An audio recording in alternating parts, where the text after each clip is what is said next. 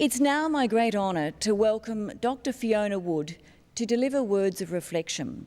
Dr. Wood has become world-renowned for her patent invention of spray-on skin for burns victims and for leading a courageous and committed team in the fight to save 28 Bali bombing patients. Please welcome Dr. Wood.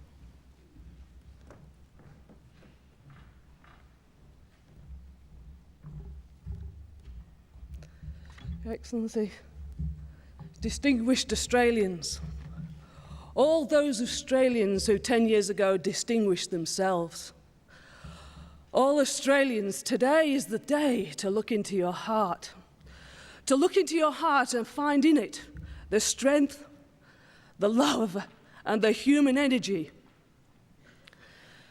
the strength of resilience to face such horror and to keep going, knowing there's a bright future ahead when we've seen the future of so many beautiful smiles snuffed away. The love in their heart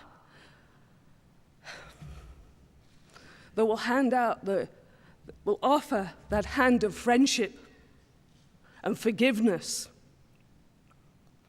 and that energy to make sure that we all work together to make Australia a place we are proud of, a place where we will share our privilege, and we will make sure that tomorrow is a better day. As I look down the tunnel of time to that morning 10 years ago when we heard the news, I saw many Australians doing many astonishing things. From the Sari Club to the Sengala Hospital, to the tarmac at Denpasar, into the Northern Territory Triage Centre that's gone on to excel themselves year in, year out in this last decade, to all the burns centres across Australia, to all the health facilities across Australia who stepped up to the plate, to all those Australians who helped. People then didn't even know, but what they did know was they were in need at that time. And of course, it wasn't just Australians, as we've heard. Helping people was what we did.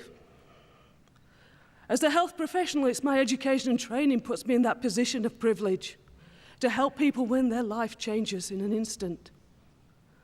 I felt it was a privilege to help those lives on that day. And I tried very hard with all of my colleagues across the country and to help not just those who were suffering from those injuries, but all those around them, because we know only too well the horror of burns and the horror of that entails and the pain, and that's a drop in the ocean and it's like a pebble that keeps going. And those waves affect all those around, all those who care for that person.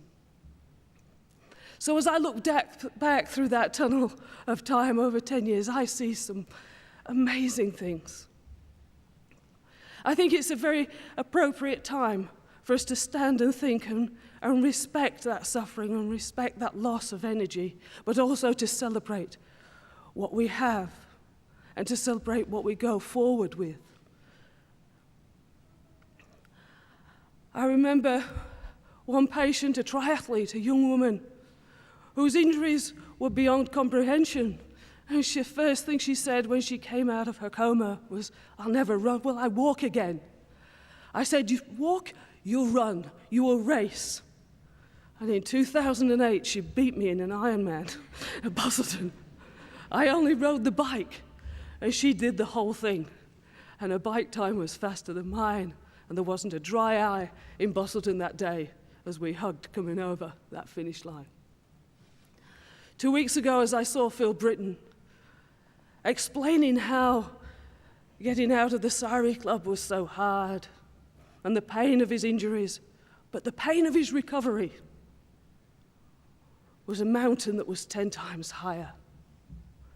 I think the window to our world has been opened and our community has seen, and as a result, they have helped. I think for me, at this 10 years, it's a time to say thank you. Thank you to all Australians, all those distinguished Australians who facilitated the response, all those Australians who distinguished themselves and did extraordinary things, and all those in the communities and individuals who went on to share that pain and to support going forward. So, in the words of George Bernard Shaw, life is no brief candle. It's a sort of flaming torch we have a hold of for a moment, and we want to burn brightly as possible before we hand it on to the next generation.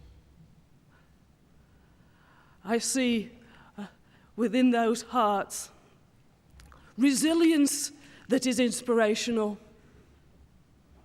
love that is selfless, and an energy that as we work in our field to make sure that the quality of the outcome is worth the pain of survival, I see an energy across Australia in all sorts of areas.